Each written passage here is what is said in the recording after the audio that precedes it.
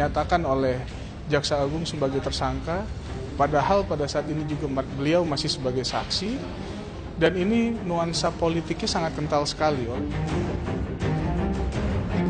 Tim kuasa hukum Haritanu Sudibyo mendatangi Komisi 3 DPR RI untuk mengklarifikasi kasus dugaan SMS ancaman yang kembali mencuat ke permukaan. Meskipun Haritanu masih berstatus saksi, namun Jaksa Agung langsung merubahnya menjadi tersangka.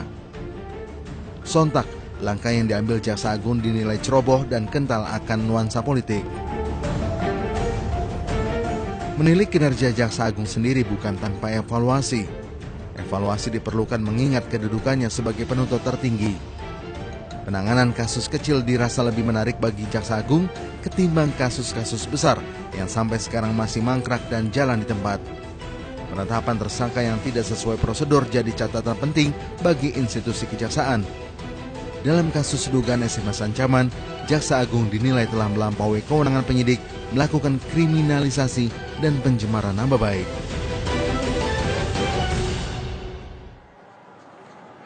Ya, apakah memang pernyataan seorang Jaksa Agung ini sudah melampaui kewenangannya? Padahal kasus ini sendiri masih bergulir dan statusnya masih dalam penyelidikan dari pihak kepolisian. Namun, serta-merta seorang Jaksa Agung mengeluarkan status terhadap seseorang sebagai tersangka.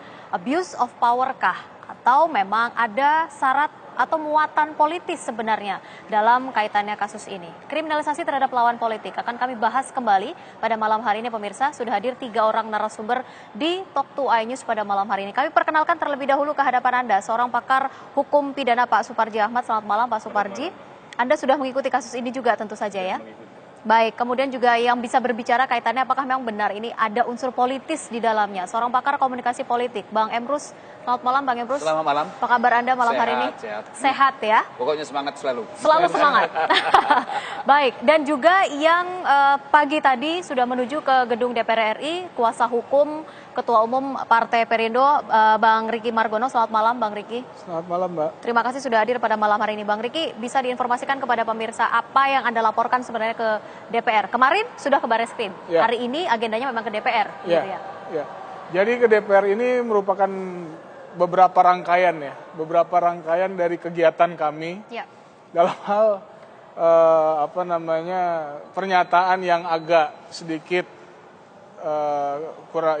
kurang pas dari seorang Jaksa Agung ya. Jadi kemarin kami sudah ke Barreskrim untuk melaporkan, dan hari ini kita ke DPR. Kenapa kita ke DPR? Kami meminta perlindungan hukum. Karena klien kami Bapak Haritanu Sudibyo itu merupakan warga negara yang baik. Ya, jadi kami perlu meminta perlindungan hukum. Ditambah lagi memang kami melihat di sini syarat sekali, kelihatan sekali lah muatan politiknya gitu.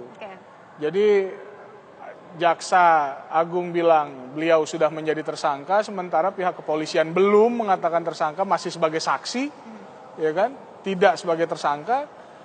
Ini kami melihat dengan latar belakang beliau, iya, wajar kiranya kami juga beranggapan bahwa ini ada politisasi di dalam sini. Latar belakang Jaksa Agung maksudnya? Latar belakang Jaksa Agung, ya. Dengan demikian kami rasa perlu kami menyampaikan unek-unek ini kepada Dewan. Kepada Komisi 3 dalam hal ini.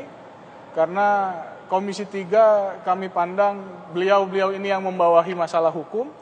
Dan DPR merupakan lembaga yang di dalamnya gabungan daripada partai-partai politik. Apa hasil yang sehingga didapat? Mereka pasti akan sangat hatam sekali tentang hukum dan politik. Gitu. Apa hasil yang didapat dari DPR untuk hari ini? Untuk hari ini memang tadi kita ke sana, kami diterima oleh Sekjen, lalu kami diarahkan ke Komisi 3, kami ke Komisi 3, hanya saja memang di tempat sedang kosong, insya Allah hari Kamis besok kami akan diterima kembali, dan sekaligus menyampaikan surat permohonan perlindungan hukum kepada rekan-rekan Dewan di Komisi 3 DPR RI.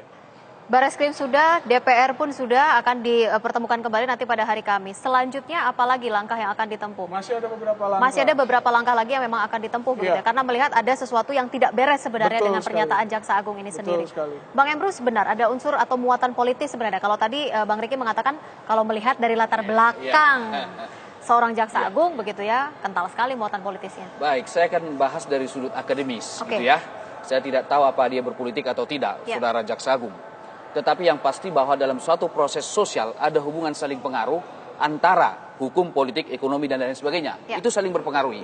Tidak ada fenomena ekonomi, murni ekonomi, tidak ada fenomena politik, murni politik, tidak ada fenomena hukum, murni hukum. Artinya saling berkaitan. berinteraksi. Oke. Artinya peluang atau kemungkinan, bukan kemungkinan, hampir dipastikan bahwa ada interaksi antara kepentingan-kepentingan tersebut.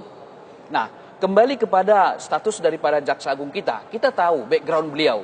Beliau ini kan kader dari Partai Nasdem, sekalipun memang sudah mengundurkan diri. Secara juridis formal, iya sudah mengundurkan diri. Tetapi secara sosiologis, secara psikologis tidak bisa. Artinya? Kenapa? Bahwa tidak segampang itu memisahkan dirinya terhadap seseorang yang membesarkan dia, yang mengusung dia. Tidak bisa itu dipisah seperti itu. Sedangkan fenomena eksakta saja, kita pisahkan antara unsur kimia A dengan kimia lain, residu masih tersisa. Sifat-sifat yang ada di sini masih tertinggal sifat-sifat yang di sini. Tidak bisa 100%. Jadi kalau ada mengatakan bahwa ini murni hukum semata-mata, itu adalah penyesatan berpikir. Harusnya dia jelaskan bahwa hubungan saling pengaruh itu bisa terjadi. Jadi oleh karena itulah maka selalu saya sounding di ruang publik, khusus Kejaksaan Agung, berikan kepada akademisi, bukan berarti untuk kita begitu ya, kepada akademisi-akademisi yang tidak ada di partai. Misalnya Perindo nanti berkuasa, jangan Perindo menawarkan Jaksa Agung dari Perindo. Biarlah Jaksa Agung ini di luar dari partai. Sehingga mereka bisa lebih objektif, tidak dimanfaatkan untuk kepentingan-kepentingan tertentu. Karena kenapa? Fenomena-fenomena itu bisa terjadi di belakang panggung, bukan di depan panggung. Lobby-lobby, interaksi antar berbagai kepentingan bisa terjadi di belakang panggung tersebut. Saya pikir saya terus terang mengatakan kalau memang Joko Widodo ke depan melakukan reshuffle kabinet, sebaiknya Jaksa Agung diberikan dari dosen-dosen yang memang punya rekam jejak yang baik. Artinya ada yang tidak beres sebenarnya dengan saya posisi pikir tidak seorang bisa, Jaksa Agung. tidak bisa dipisahkan sedemikian rupa, gitu ya. Oleh karena itulah konsekuensi daripada kejaksaan berlatar belakang partai, sekalipun secara juridis sudah mundur, karena saya katakan secara psikologis dan sosiologis tidak mungkin terpisah begitu saja. Mana ada orang memisahkan diri daripada orang yang mengusung dia untuk duduk di suatu singgasana. Saya kira suatu hal yang mustahil begitu ya. Artinya ada dorongan tertentu dari pihak tertentu. Artinya hipotesa-hipotesa itu besar kemungkinan. Kenapa? Teorinya adalah dalam proses sosial, hubungan saling pengaruh antar berbagai kepentingan pasti terjadi. Hukum mempengaruhi ekonomi, ekonomi mempengaruhi politik, mempengaruhi hukum, hukum mempengaruhi politik. Saya kira hal yang wajar dalam suatu fenomena sosial, bahkan eksakta seperti yang saya katakan tadi. Kalau dikatakan Jaksa Agung sebenarnya mungkin tidak sengaja menyampaikan istilah tersangka terhadap seseorang begitu ya. Beliau memang tidak menyebutkan nama, tapi hanya mengatakan si tersangka. Kalau dia mengatakan mungkin tidak sengaja sebenarnya, Bang Riki. Jadi kalau kita melihat kepada videonya, Jaksa Agung itu, kenapa saya yakinnya itu adalah si Pak Haritanu Sudibyo? Karena memang yang dibahas saat itu adalah itu. Ya. Lalu yang kedua, kalau dibilang slip tang atau tidak sengaja, rekan-rekan wartawan sudah mengingatkan, jangan coba dilihat lagi, jangan lupa itu. Ada rekan wartawan yang mengatakan bahwa terlapor Pak, dia tetap kekeh pada pendiriannya. Dia kekeh pada pendiriannya, dia bilang si tersangka itu sudah jadi tersangka dia sekarang. Begitu yakin ya? Yakin. Kalimat itu yakin. Gitu. Jadi kalau misalkan dibilang itu slip tang, saya tidak yakin itu slip tang. Sangat tidak yakin itu slip tang.